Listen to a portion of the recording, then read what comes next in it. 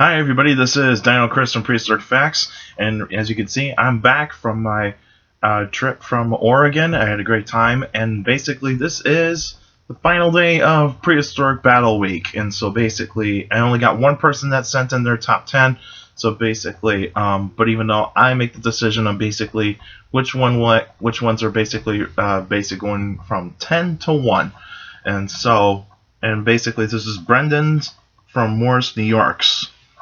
And so, looking at his list, my number 10 battle would actually be Carcharodontosaurus versus Arcturus. Now, I would say this is basically a mismatch, but even though we'll actually get through basically the characteristics of these animals. First off, Carcharodontosaurus, a large theropod dinosaur, basically found in northern Africa, and basically lived around basically 105 to probably say 95 million years ago, and basically pretty much between 40 to 45 feet long, and probably would have weighed maybe around 6 to 7 tons, and basically just that kind of size. And basically Arcturus basically is the giant short-faced bear. And basically, the giant short-faced bear would have actually weighed between 1,500 pounds to 2,000 pounds, and basically standing on 2 feet would be 13 feet tall. Would actually be 12 or 13 feet tall, and basically has the weaponry basically like the large claws and the bone-crunching teeth, and basically lived in the Pleistocene, so basically lived during the Ice Age times. And so, let's actually get to the battle, shall we? Even though these animals never lived in the same time in the same place, but let's actually, just for the sake, Arcturus would actually be the smarter one out of the two animals here, where basically it can actually base strategy, it could actually know how to find the weak points of Carcharodontosaurus. But even though Carcharodontosaurus actually has one thing on its side, and that is its size. Its size, and also it's got the blade-like teeth to actually slice through flesh, and basically I think this is actually mismatch. Because to me, I think Carcharodontosaurus would actually win in this battle due to the fact that Arcturus would actually get a few blows, but even though Carcharodontosaurus is such a large animal, I don't think Arcturus would actually even come close to winning this battle. Because basically the teeth would not actually get in very deep, and also the claws would not get in very deep unless Arcturus actually slams its claws right towards the jugular of the neck, and basically that would have actually given a really good blow. But I think if Carcharodontosaurus gets one bite out of on the short-faced bear and basically just gives it pretty good slashing wounds, then basically Arcturus is pretty much not gonna last very long in this fight. Alright, the next one on the list, I would say number 9 would actually be Allosaurus versus Kosmoceratops. And basically Allosaurus is a well-known Jurassic theropod, very common Jurassic theropod in the late Jurassic, and everybody knows what Allosaurus is. And basically, now Kosmoceratops is a ceratopsian that actually lived around 85 to 80 million years ago, and basically lived around the states of like Utah and Colorado, and probably would have actually weighed probably between 4 and 5 tons. And basically, of course, like I said, these animals never lived in the same time in the same place, but even though they actually lived in the same area of where fossils have been found, but even though not in the same rock formations or even geologic time. And so basically, let's actually get right to the battle, shall we? Allosaurus would actually have the speed, but even though with Kosmoceratops, it's got pretty decent weaponry for horns, but even though the horns are kind of actually curving towards the outside a little bit, so basically it could actually go like this, kind of swing its head from side to side, basically, and get some blows on Allosaurus. But even though Allosaurus would actually have a hard time with this dinosaur at first, because basically this animal would actually have the stamina to actually keep the head in front of the Allosaurus. Because basically that's what that's what a lot of ceratopsians would actually do, is actually get their head in front of the predator and basically show how big that skull is, how big those horns are. And so basically that would actually be a really good strategy for Kosmoceratops. But also Allosaurus has got those large claws, so basically if it gets behind Kosmoceratops, it could actually grab Kosmoceratops and basically pretty much actually try to make some slashing wounds with its teeth. Wouldn't do anything necessary with the hand claws, because if it tried to slash, it would actually break all its fingers. And so basically I would say that Allosaurus would actually get in some pretty good blows, but then I'd say Kosmoceratops might actually have the advantage, and basically is that its weight, its mass. And so basically that would actually be the catalyst there, because if Kosmoceratops actually ever has that point to roll over and actually get Allosaurus pinned down on its side, and basically Allosaurus would actually lose this battle very quickly. But I think Allosaurus could actually win this fight if it was in like an open area, because Kosmoceratops would actually do much better in a wooded area. So basically I would say that Kosmoceratops would actually probably have a slight edge in this one. Number 8 on my list would actually be Hyenadon versus Velociraptor. And everybody knows who Velociraptor is. Dromaeosaur, fossils found in Mongolia and China, and basically is a small dromaeosaur. And of course Hyenadon is a mammal that actually lived in the Eocene and early Oligocene, and pretty much was a creodont basically, and so it's actually an early form predator of mammals during the age of mammals. And in terms of this battle, I would actually, because basically Velociraptor would actually have the speed, but even though Hyenadon would actually have the brain power in this one. And so basically Hyenadon is more brute force, whereas Velociraptor is more built for speed and quickness. So basically I think Velociraptor would actually have a little bit of a disadvantage in this, due to the fact that if Hyenadon ever gets its jaws on any part of any limb of Velociraptor is pretty much done for. Because like if it grabbed the tail of Velociraptor, then basically Velociraptor would actually have a very big disadvantage, because basically if the tail has been bitten pretty hard enough by those bone-crunching teeth of Hyenadon, then basically Hyenadon would actually be able to actually get the killing blow to the neck. And so basically I think Velociraptor would actually win. I think not Velociraptor, I would say Hyenadon would actually win this one due to brain power. And so that would actually be the catalyst in that. Number 7 would actually be Tyrannosaurus Rex versus Poseidon. And everybody knows who Tyrannosaurus Rex is. Tyrannosaurus Rex is my all-time favorite dinosaur. Poseidon is a large sauropod that actually lived in the early Cretaceous.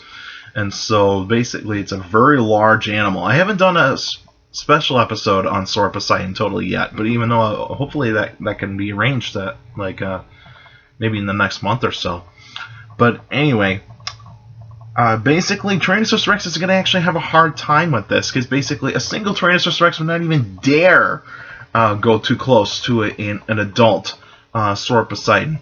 Because basically if Poseidon actually reared itself up and basically showed how large it is to Tyrannosaurus Rex, and basically if Tyrannosaurus Rex makes that huge mistake of actually getting underneath Poseidon below the forelimbs, and basically if Poseidon just gets that crushing landing on Tyrannosaurus Rex, then basically Tyrannosaurus Rex is done for.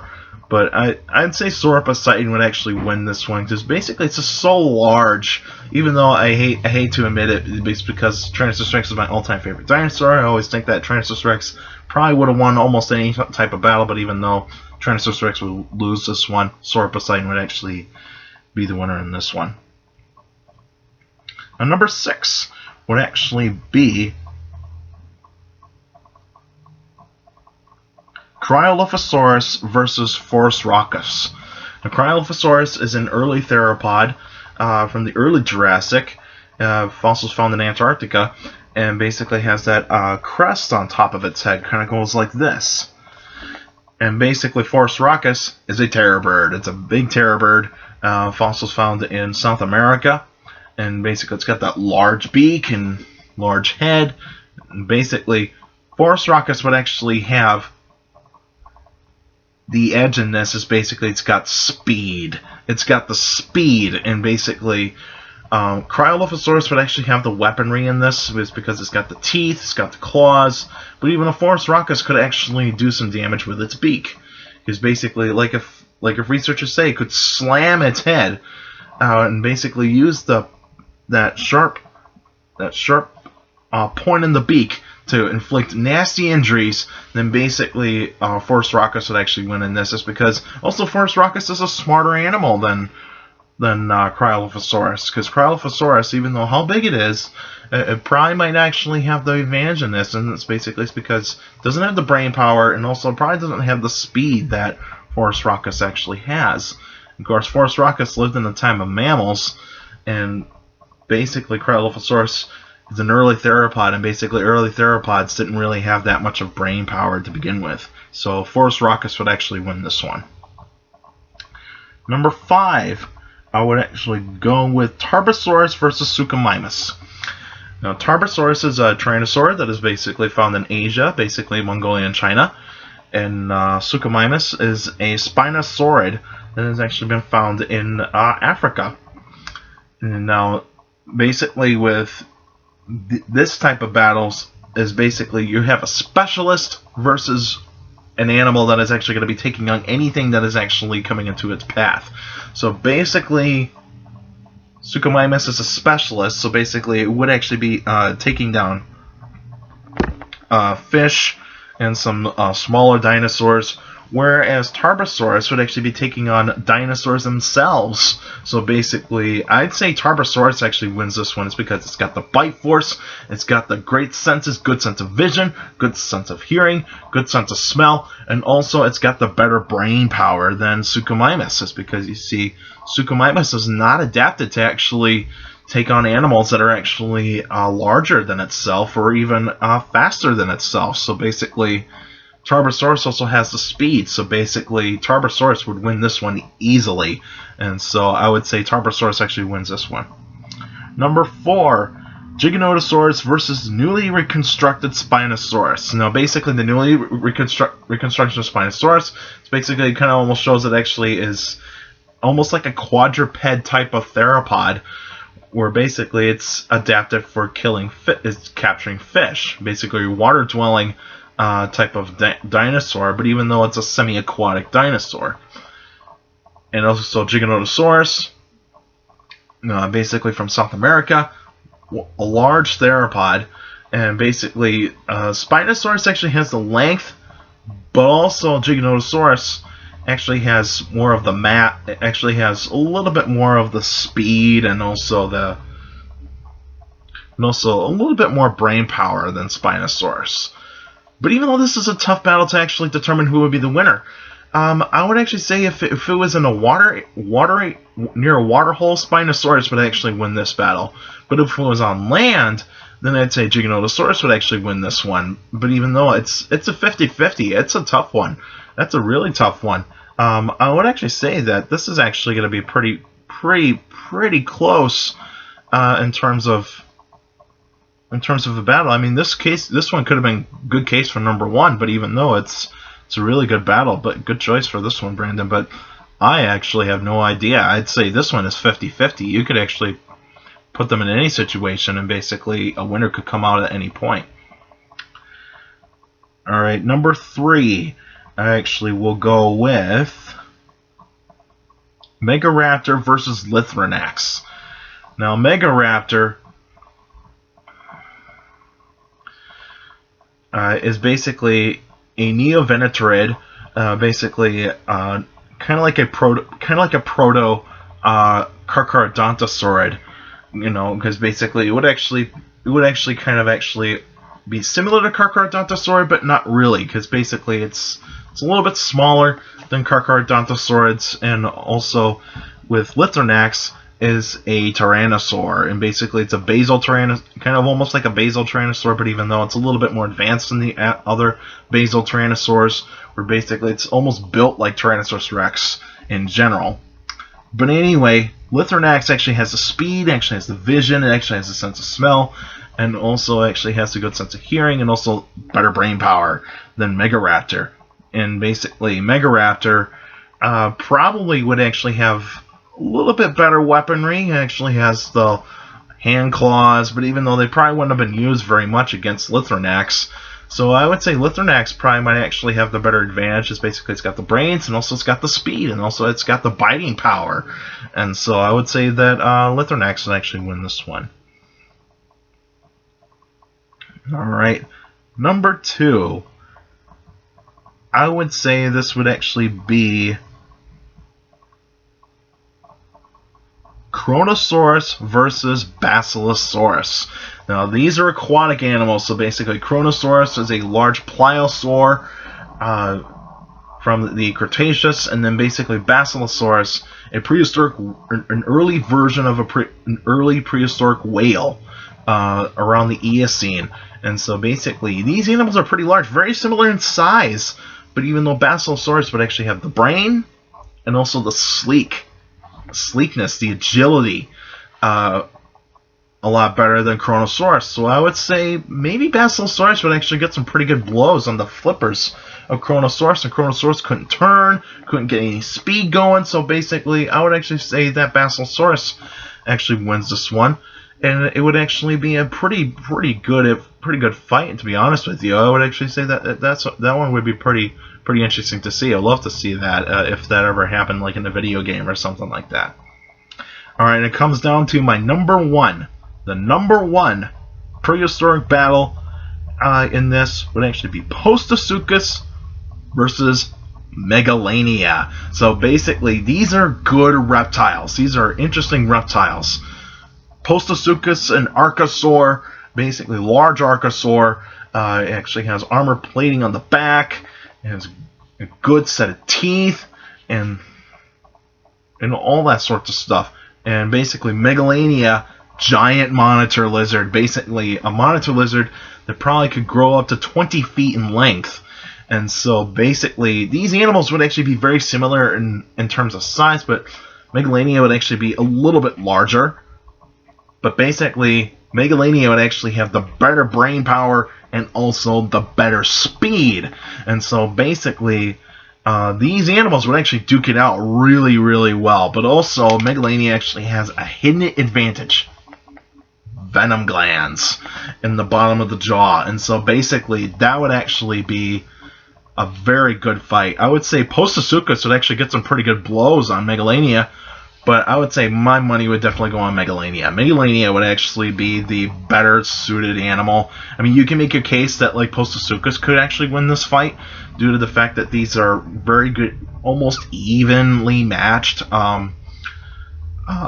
reptiles. But even though I would say that Megalania actually wins this one, because basically because monitor lizards are very intelligent, and so because with Archosaurus, they weren't as intelligent as monitor lizards. So basically, you're kind of actually making a case where basically Poseidon relies more on instinct. Megalania would actually have a little bit more strategy behind. But even though they don't do a lot of strategic thinking, so basically they actually just do whatever comes to them, and basically they kind of look at the weak points and go, okay, that's where I gotta attack. And also, Megalania's got the ability to use its tail as a weapon, though, too. A good defensive weapon. So basically, one good blow out of Megalania's tail on Poseidon would actually be very debilitating. And so basically, Megalania could actually go in the killing blow right at the bottom of the neck. And so basically, I'd say Megalania, no, the winner on this one. Alright, that's all the prehistoric battles for this. So basically, if you actually do enjoy this, feel free to actually put in more prehistoric battles that you want me to actually talk about, and like answering questions episodes. You can do that by emailing me at dinocris71@gmail.com, or always go on my Facebook page, Prehistoric Facts of Dino Chris. Like the page, you can actually post whatever kind of prehistoric battles you actually want me to actually determine who would win. Let me know, because I love those kinds of questions, because they're actually pretty interesting. But anyway, next week would actually be a special episode. So if you got a dinosaur or any other prehistoric animal you want me to talk about, feel free to email it to me at dinocris71@gmail.com, or otherwise go on my Facebook page, Prehistoric Facts of Dino Chris. I got links of like lists of dinosaur names, mammal names, sea monster names, I mean, you name it. And basically, you can actually choose whatever kinds that I haven't talked about yet, and do vertebrates, basically, vertebrates. And so, let me know, and you can still send me questions about dinosaurs or any other prehistoric life by emailing me at dinocris71@gmail.com, or otherwise go on my Facebook page, Prehistoric Facts of Dino Chris. Like the page, you can actually post your questions in the comment section on any Facebook post. But remember, keep your questions short and to the point. Also, you can follow me on Twitter at CSGRILL. That's my Twitter page. I post pretty cool stuff on there. Also, take care of people around you. And also, for your younger people out there, make sure to listen to your parents, your teachers, and your guardians. Those are the best motivation you can have for good education. It's very important to have a good education, because with a good education, you get a good job in the future. Alright, that's it for now, and I'll see you guys next week.